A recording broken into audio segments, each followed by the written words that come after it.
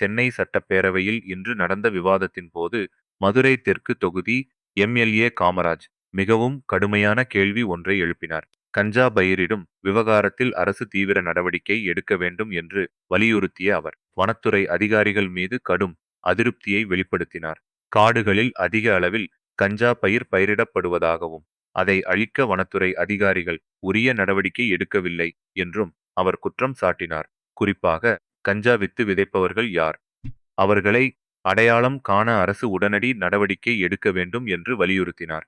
காவல் மற்றும் வனத்துறை அதிகாரிகள் இணைந்து இந்த சமூக விரோத செயலை ஒடுக்க வேண்டும் என்றும் இளைஞர்கள் பாதிக்கப்படுவதை தடுக்க கடுமையான சட்டங்கள் கொண்டு வர வேண்டும் என்றும் அவர் கோரிக்கை விடுத்தார்.